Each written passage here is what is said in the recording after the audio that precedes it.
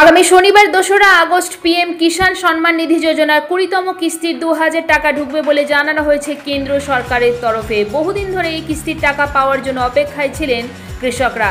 দেশের ৯.৭ কোটি কৃষকের অপেক্ষার এবার অবসান ঘটবে। প্রধানমন্ত্রী নরেন্দ্র মোদীর নেতৃত্বে এবার অ্যাকাউন্টে ঢুকবে ২,০০০ টাকা। প্রধানমন্ত্রী কিষাণ সম্মান নিধি যোজনার অধীনে কৃষকদের অ্যাকাউন্টে এবার জমা হবে এই যোজনার ২০তম কিস্তির টাকা। গঙ্গার পাড় ভাঙন রোধে অবশেষে পদক্ষেপ নিতে চলেছে কেন্দ্রীয় গঙ্গা ফ্লাড কন্ট্রোল কমিশন। আসন্ন ডিসেম্বর মাস থেকেই প্রকল্পের কাজ শুরু হবে। গঙ্গার ভাঙন নিয়ে দীর্ঘদিন ধরেই সরব ছিল পশ্চিমবঙ্গের মুখ্যমন্ত্রী মমতা বন্দ্যোপাধ্যায়। মুখ্যমন্ত্রী মমতা বন্দ্যোপাধ্যায়ের সক্রিয় হস্তক্ষেপে কেন্দ্রীয় জলশক্তি মন্ত্রকের উপর চাপ বাড়ে বৈঠকের আয়োজন ও সিদ্ধান্ত চূড়ান্ত করার জন্য। শেষমেশ ২৪শে জুলাই পাটনায় ৩ রাজ্যের প্রতিনিধিদের নিয়ে আয়োজিত হয় সেই গুরুত্বপূর্ণ সমন্বয় বৈঠক।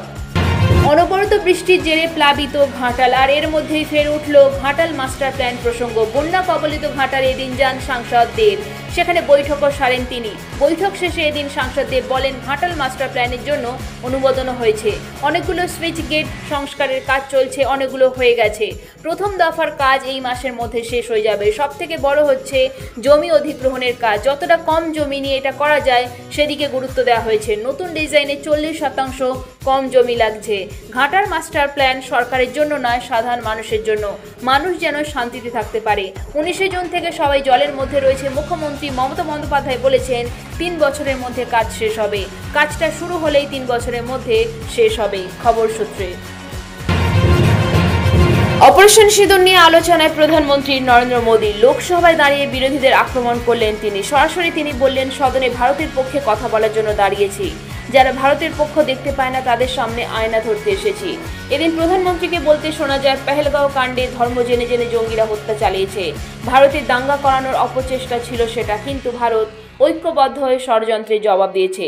আমরা জঙ্গিদের ধুলোয় মিশিয়ে দিয়েছি। এরই পাশাপাশি তিনি জানিয়ে দেন, কোনোভাবেই পাকিস্তানের পরমাণু হুমকি মেনে নেবে না নয়াদিল্লি। এদিন নরেন্দ্র মোদীর মন্তব্যের পর থেকে এই নিয়ে জল্পনা তুঙ্গে উঠেছে। প্রশ্ন উঠছে, এবার কি পরমাণু নীতি বদল করবে ভারত? ভাঙল 5 বছরের রেকর্ড, স্বাভাবিকের থেকে বেশি বৃষ্টি জুলাইয়ে। আলিপুর আবহাওয়া দপ্তর জানাচ্ছে 5 বছরের মধ্যে চলতি বছরে জুলাই মাসে এখনো পর্যন্ত রেকর্ড বৃষ্টি হয়েছে কলকাতায়, পরিমাণ 593.6 মিলিমিটার। এদিকে স্বাভাবিক বৃষ্টির পরিমাণ 362 মিলিমিটার। সেই হিসেবে চলতি বছরে জুলাই মাসে এখনো পর্যন্ত কলকাতায় স্বাভাবিকের থেকে 64% বেশি বৃষ্টিপাত হয়েছে। গত বছর জুলাই মাসে কলকাতায় বৃষ্টিপাত হয়েছিল 328.4 মিলিমিটার। জুলাই মাসে স্বাভাবিকের থেকে বেশি বৃষ্টিপাত হতে পারে এই পূর্বাভাস আগিয়ে দিয়েছিল মৌসুম ভবন। তবে শুধু কলকাতা নয়, দক্ষিণবঙ্গে 28শে জুলাই পর্যন্ত স্বাভাবিকের থেকে 19% বেশি বৃষ্টি হয়েছে। যেখানে স্বাভাবিক বৃষ্টির পরিমাণ 571.8 মিলিমিটার, সেখানে ওই তারিখ পর্যন্ত বৃষ্টি হয়েছে 680.8 মিলিমিটার। যদিও উত্তরবঙ্গে জুলাই এখনো পর্যন্ত 19% কম বৃষ্টিপাত হয়েছে, সেখানে স্বাভাবিক বৃষ্টির পরিমাণ 1000.3 মিলিমিটার, কিন্তু বৃষ্টি হয়েছে 710.7 মিলিমিটার। সূত্রের খবর। বাইপাসের ধারে প্লাস্টিকের গোডাউনে আগুন, ফের অগ্নিকাণ্ড কলকাতায়। বাইপাসে মাঠপুকুর এলাকার একটি প্লাস্টিকের গুদামে ভয়াবহ আগুন লেগেছে। খবর পেয়ে প্রথম দমকলের 4টি ইঞ্জিন পৌঁছায়, তবে আগুনের ভয়াবহতা বাড়ায় আরও ইঞ্জিন যায়। এই মুহূর্তে দমকলের 8টি ইঞ্জিন আগুন নেভানোর চেষ্টা করছে। লোকসভায় দাঁড়িয়ে কংগ্রেস সাংসদ প্রিয়াঙ্কা গান্ধী প্রশ্ন তুললেন, পেহেলগাঁও হামলার দায় নিয়ে অমিত শাহ কেন পদত্যাগ করবেন না। বললেন, শুধু কৃতিত্ব নেওয়াতে নেতৃত্ব দেওয়া নয়, দায়িত্ব নিতে হবে। পেহেলগাঁও হামলার সঙ্গে যুক্ত 3 জঙ্গির মৃত্যু হয়েছে বলে মঙ্গলবার সংসদে জানিয়েছিলেন কেন্দ্রীয় স্বরাষ্ট্রমন্ত্রী অমিত শাহ। তারই পাল্টা লোকসভায় দাঁড়িয়ে কংগ্রেস সাংসদ প্রিয়াঙ্কা গান্ধী প্রশ্ন তুললেন, পেহেলগাঁও হামলার দায় নিতে অমিত শাহ কেন পদত্যাগ করবেন না।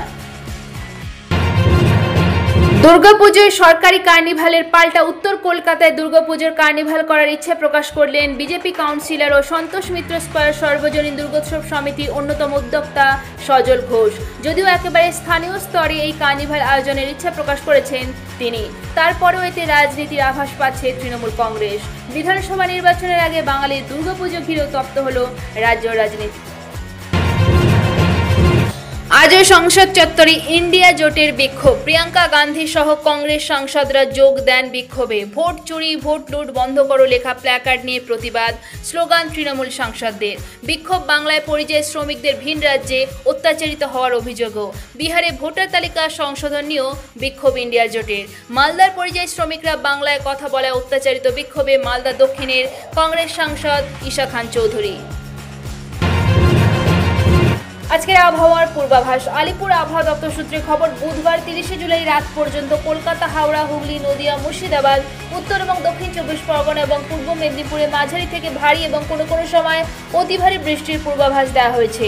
শুক্রবার 1 আগস্ট থেকে দক্ষিণবঙ্গে বৃষ্টি কমবে। অন্তত 4 বা 5 তারিখ পর্যন্ত আর খুব বেশি বৃষ্টির পূর্বাভাস নেই। অন্যদিকে স্বাভাবিকের তুলনায় অনেকটাই কম বৃষ্টি হয়েছে উত্তরবঙ্গে।